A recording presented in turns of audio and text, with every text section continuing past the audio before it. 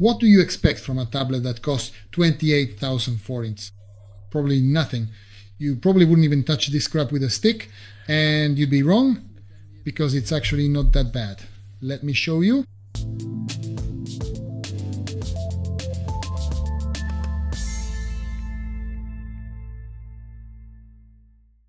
I thought a lot about whether I should even make this video, because it's probably not going to be very interesting, since we're talking about a completely entry-level tablet, and on top of that, a Chinese tablet, which people say, well, it'll be just like that. But in the end, there's one reason why I'm making this video anyway, because this tablet is surprisingly good for its price.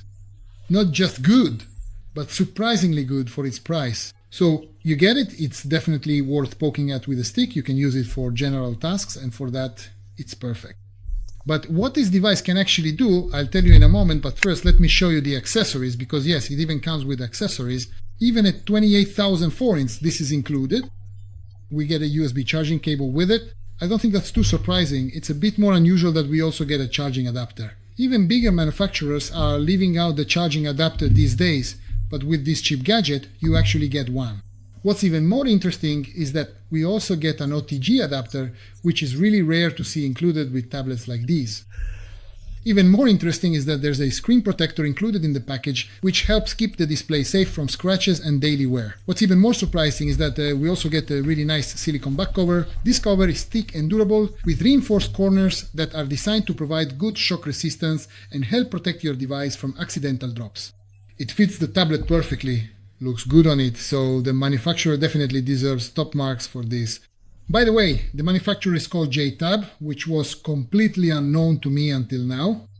I've just received two of their devices, and this one is the cheaper, more basic model. There won't be any cutaway shots in this video. I have a camera set up above, and I'll use it to show you what the tablet looks like. I'll tell you what it's capable of. So this is really just a supplementary material to the written review, so you can actually see it on video, see it live, to get an idea of what this device can do, or more precisely, what it looks like and what software it's running. So let's talk about the specifications. Here's how it looks. It has a quad-core Rockchip SoC, which, well, is quad-core, so it's really quite basic.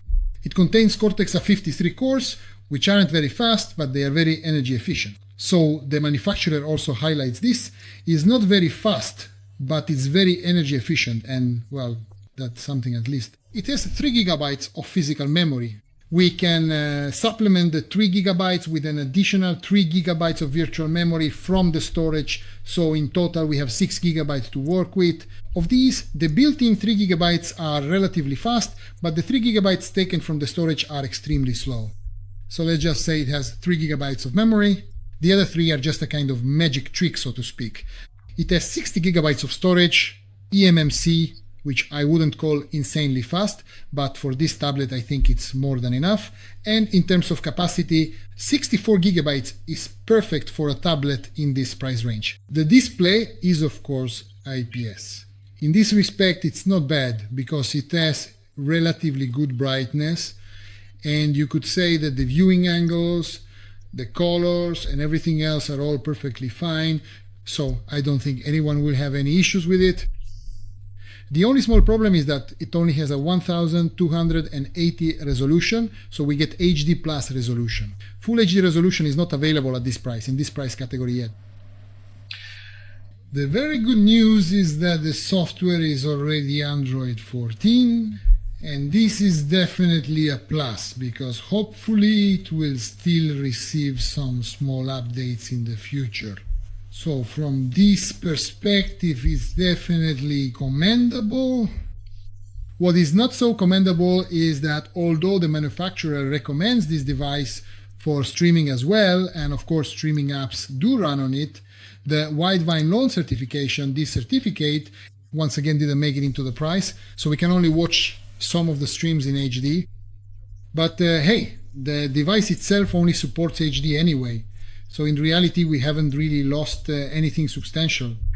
Perhaps the only exception is Netflix, where we do lose out a bit, since Netflix will only play in SD on it due to the lack of Widevine loan. What I haven't mentioned yet, and I really should, are the cameras. We have cameras on both the front and the back two, and 5 megapixels, respectively. Their quality is downright terrible. So don't even think about taking photos or shooting videos with them. I'm not even going to show you a test photo of what you can take with it, because honestly, no one would ever consider buying this device if I actually showed the test pictures. So let's just say that even the manufacturer openly claims it's only suitable for two things and nothing more. The front camera is suitable for, say, video chatting, while the rear one is suitable for photographing documents and converting them to PDF. And the manufacturer also says that we should use these cameras for these purposes. And honestly, we should listen to them and use the cameras for these things, because they really won't be good for anything else. What I definitely have to highlight is the exterior of the device, because it actually looks quite good. So, considering that it's being sold for 28,000 forints, it has a totally modern look with very good controls that are well positioned. At first glance, the back cover seems to be metal, but no. Of course, at this price point, a metal back cover isn't included. The back cover is made of plastic. The control buttons are located on the top part of the device. There's a volume control and a power on-off switch. The speakers are located at the bottom of the device, and we get stereo speakers. At this price point, even this is truly a big deal. And here on the edge of the device, we find a convenient card reader as well as a USB-C port. And conveniently, in the corner, there's also the standard audio jack connector. So perhaps the most noteworthy part of the device is its exterior, because it looks quite good. And until you actually pick it up, it can easily fool your eyes into thinking it's made of metal. No, it's not. But despite that, I think the exterior is definitely praiseworthy. Who would I recommend this device to? Well, I would recommend the JTAP 9 to people who want to use it for completely general purposes. Browsing the web, watching movies, maybe listening to music, although, to be honest, its sound isn't exactly impressive. In any case, you can listen to music with it, use it for studying, read recipes in the kitchen, so I can definitely recommend it for these totally general uses. Don't buy it for gaming. Don't buy it to run graphic programs.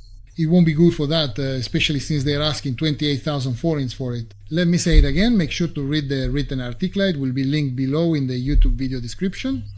Check this out. Also, take a look at the two other tests next to me here, because I'm sure you'll like them. Subscribe to the channel and come back, because I'll be bringing more reviews like this or maybe even better ones. Until then, take care and sweat along with me. Summer is here. Bye!